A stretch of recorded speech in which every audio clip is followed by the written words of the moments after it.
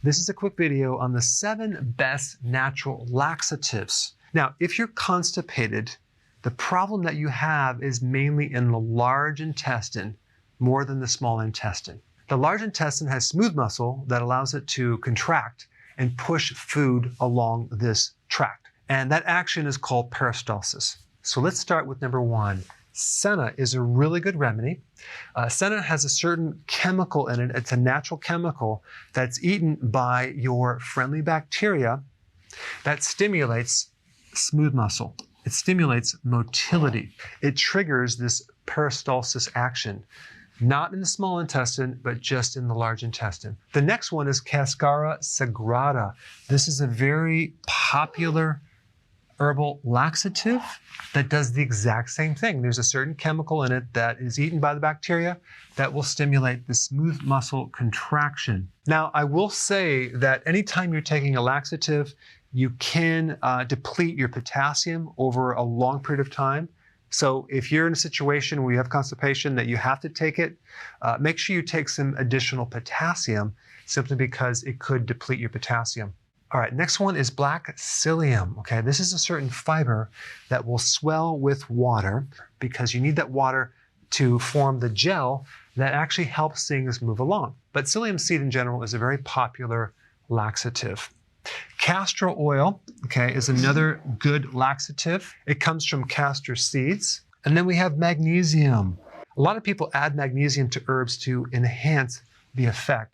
But magnesium is a mineral that helps relax muscle in general, not just skeletal muscle, but smooth muscle to allow food to actually go through the body. So if you have pain in the colon from some type of spasm, magnesium is a great thing to take as well. Potassium is another mineral that goes along with magnesium. It can have a similar effect.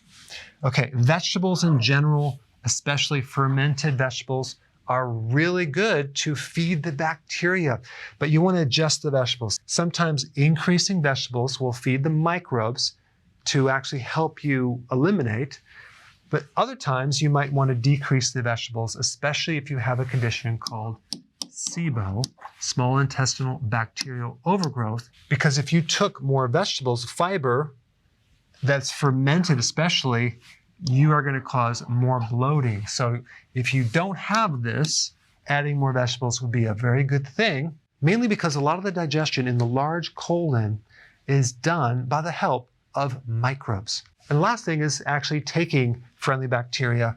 It's called probiotics. So the combination of adding probiotics with fiber, which feed the microbes, usually will correct constipation. If you want more information on a really good liquid probiotic, I put a link down below.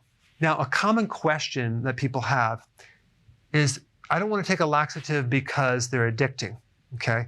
Well, you have to weigh out the advantages versus the disadvantages of having constipation. The toxic effect of having chronic constipation is very, very, very dangerous to the body over a period of time versus the minor side effect of taking a laxative, which is not going to be an addiction. It might be a small drop in potassium, but you can easily take more potassium. Ultimately, you want to correct what's causing the constipation, which usually happens to be what you're eating or a lack of friendly bacteria. But it can also be the food that feeds the bacteria, which are these things called vegetable fibers. Our bodies do not have the ability to break down fiber, and that's why we have microbes. And as a last note, if you haven't seen my video on the basics of digestion, check it out. I put it on the screen right here.